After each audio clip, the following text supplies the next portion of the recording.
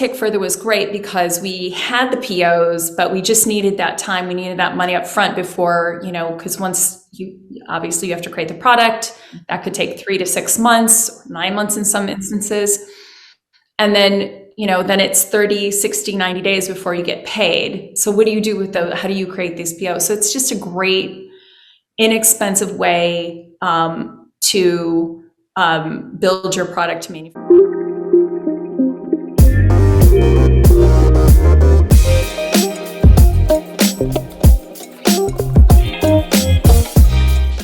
So today we have Jennifer, founder and CEO of DefineMe. Hi, Jennifer. How are you?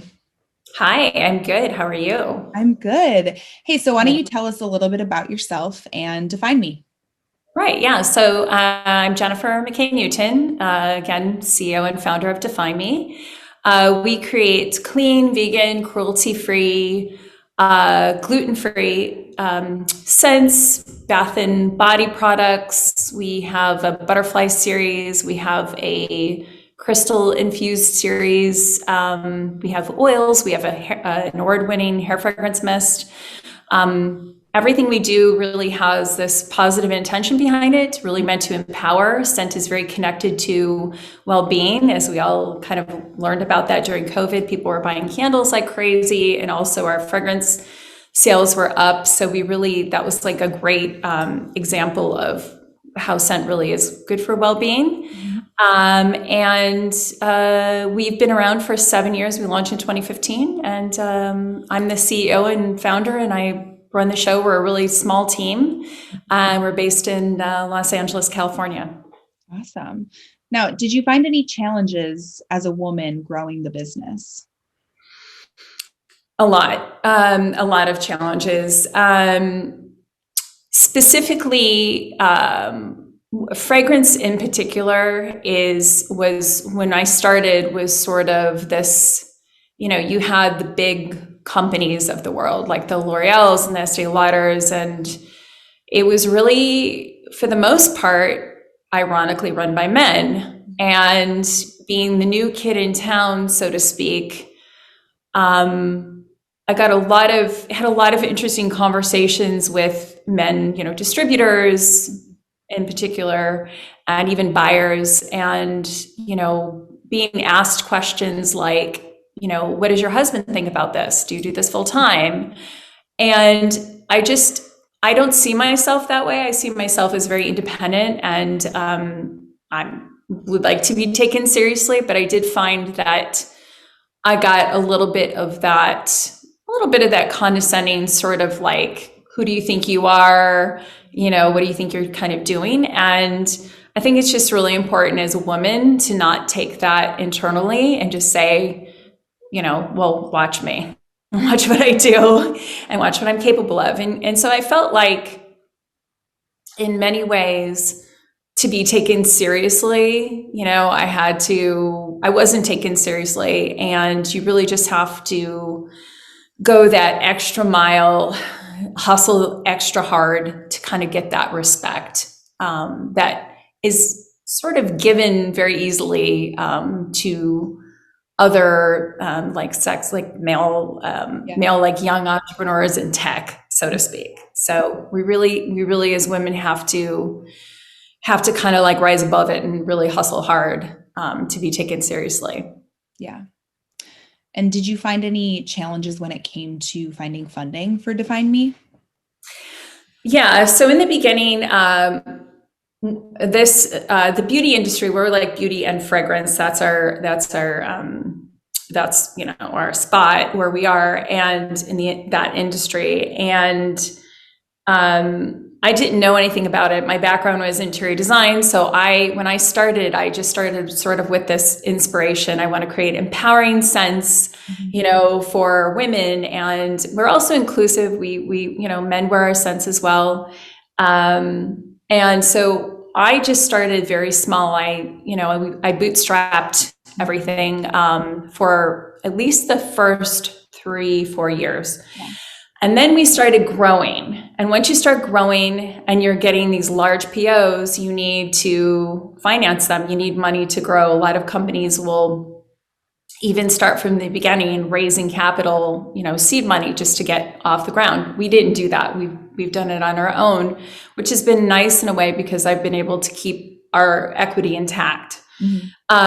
But trying to have conversations with private equity groups or venture capitalists about, number one, beauty and about fragrance, and being a woman and explaining how much money can be made in this business, and how our margins are over 90%, which seems like kind of a no-brainer. Also, the fact that we were already selling fragrance and we already had proof of concept, essentially.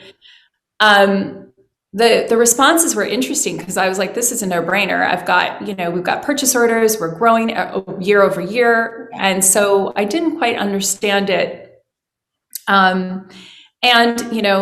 There were times that I was like, I just don't think they get this, and I don't think they see me as an equal, or, you feel a little bit of that. I'm never one to kind of like feel sorry for myself or feel that I'm less than, but sometimes in the conversations, it was pretty apparent.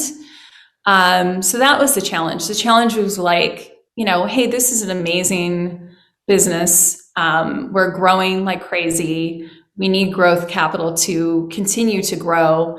And so like, what's the problem here? You know what I mean? Like, it's proof of concept. We have everything going. We've got a great community behind us. We have POs, ready to go. So, let's do this. And so it was very challenging. We did find some small investors. And so that was really helpful. But for the most part, I mean, we're really just doing this on our own so far.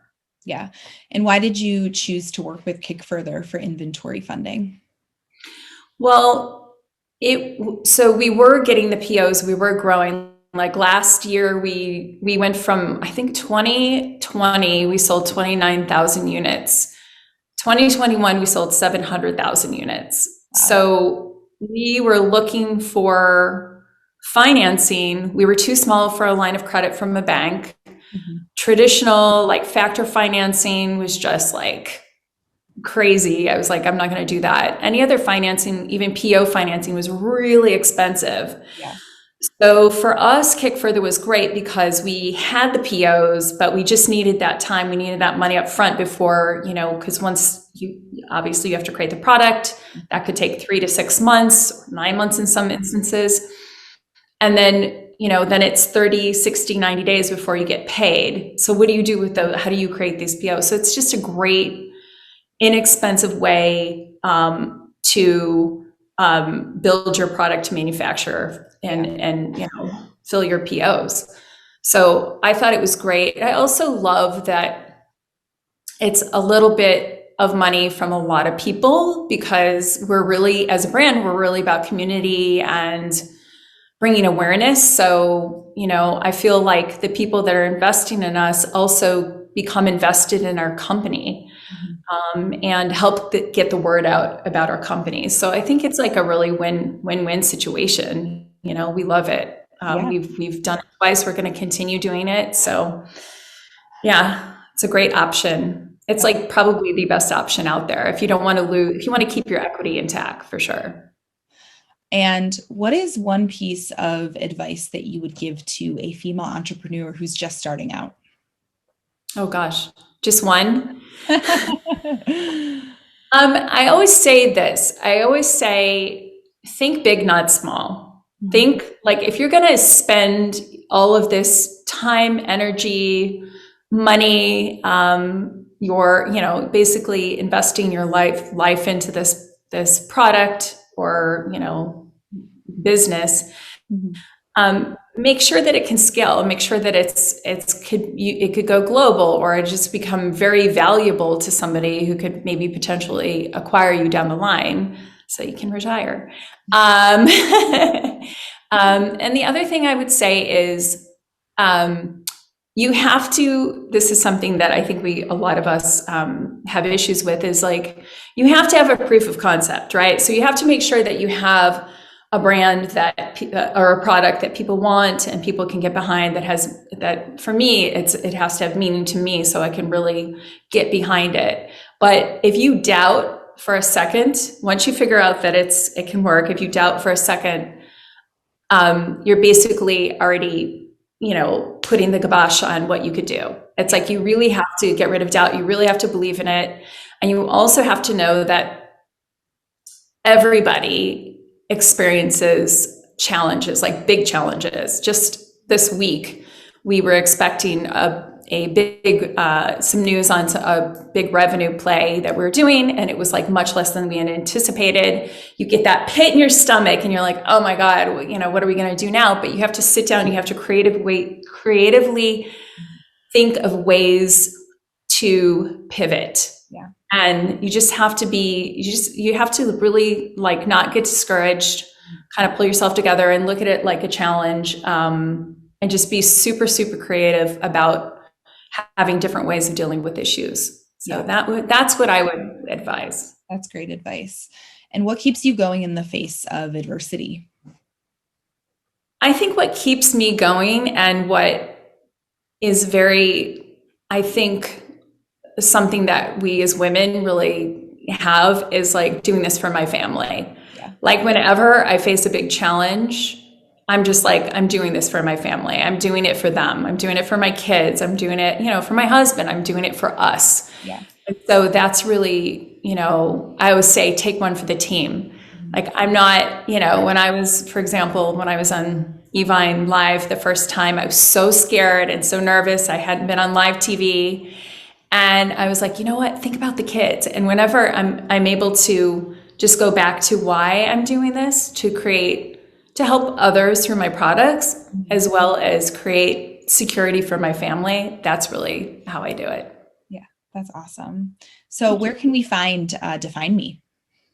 So you can find us on our website, DefineMeFragrance.com. We're also sold on Ulta.com. If you guys shop on Ulta, we're also on Macy's.com, QVC.com.